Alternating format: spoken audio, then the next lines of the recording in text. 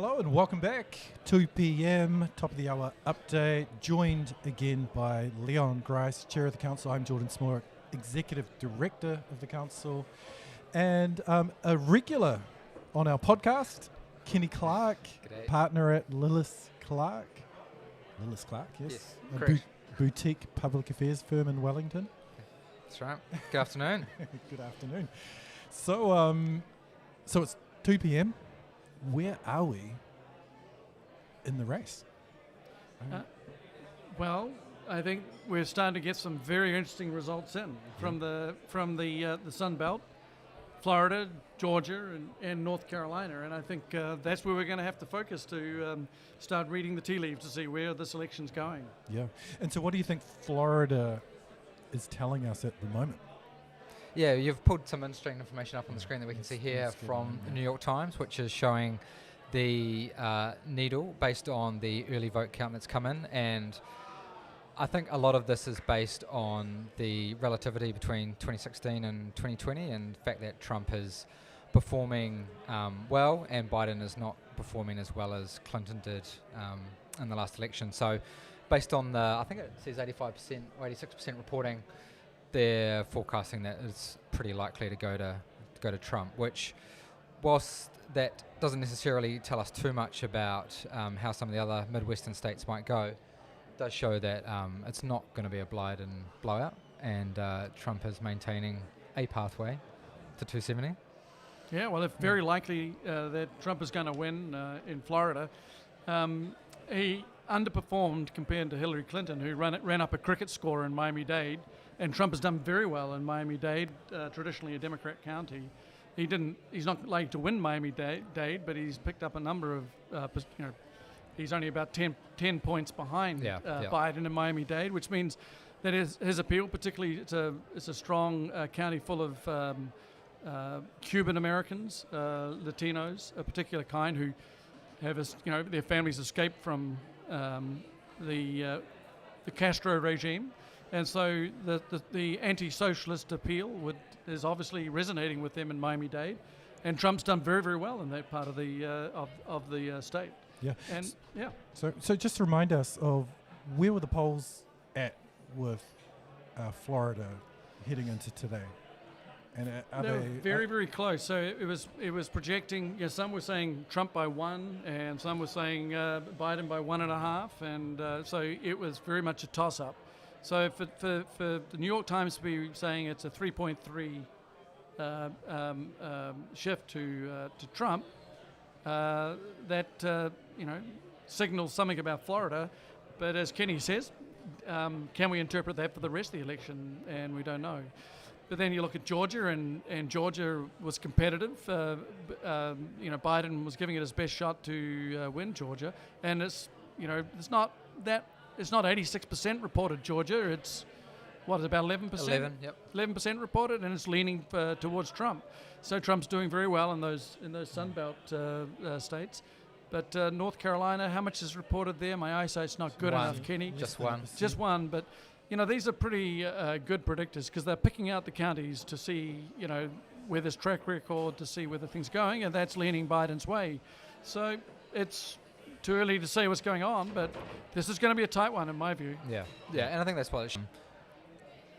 All of these states were ones that Trump needed to win to maintain a realistic pathway to 270 to win the overall election.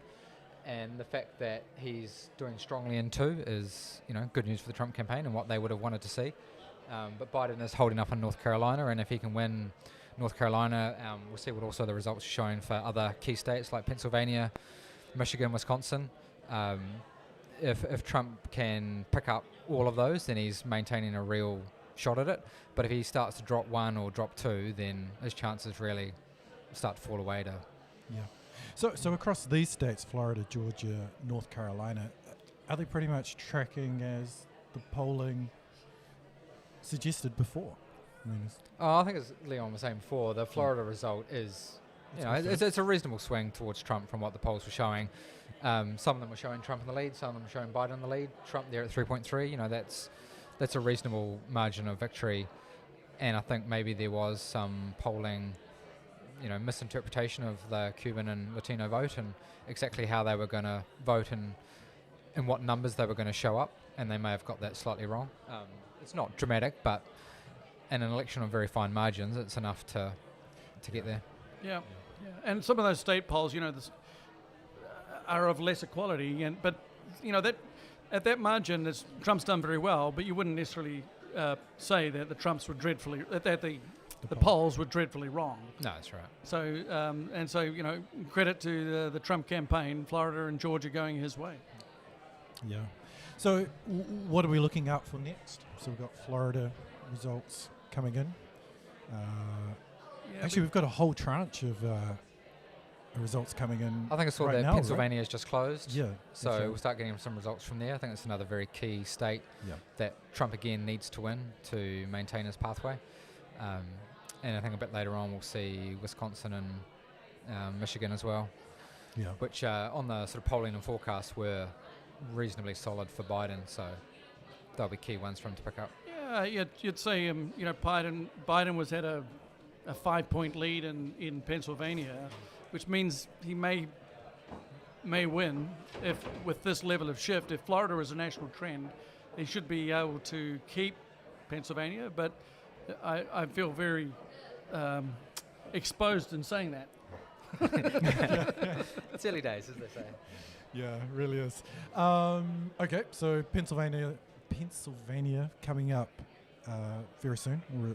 Yep. Results coming in very soon. There've been other elections called, the obvious ones, Kentucky and Vermont. Indiana, and they've been called for the Trump campaign and by Associated Press, and Vermont, and there's another state that's been called that went to the Biden campaign, but they're not determinative and they're not relevant to who's going to win.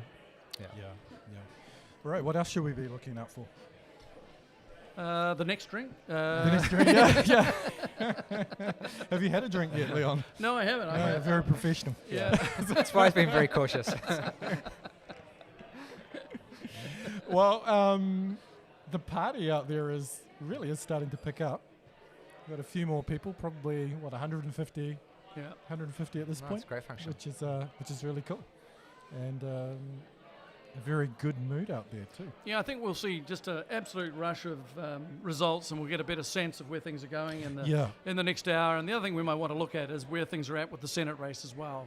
I haven't had a look at those yet. It'll be interesting to see whether we pick up any trends in the Senate races.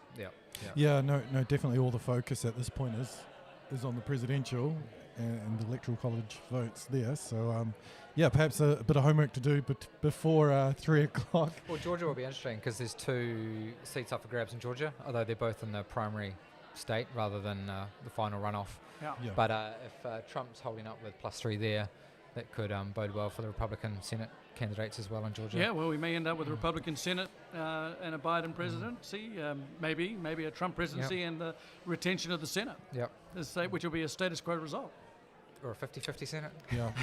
just to make it fun. Yeah. A bit early to be making those calls? Well, I haven't made the call. Okay. He isn't his drink yet, remember? I just said 6 of one and half a dozen of the other.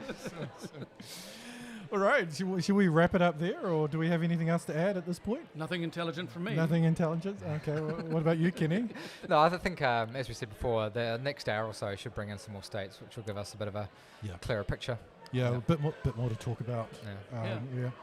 Okay. Okay, the heat is on. Yeah. Thank you very much for joining us. Join us again at 3 p.m. Like Kenny said, a lot more to talk about at that stage. I think it's going to be quite exciting. Cool. I think it's going to be very tight. Yeah. Okay. See you at 3. Cheers.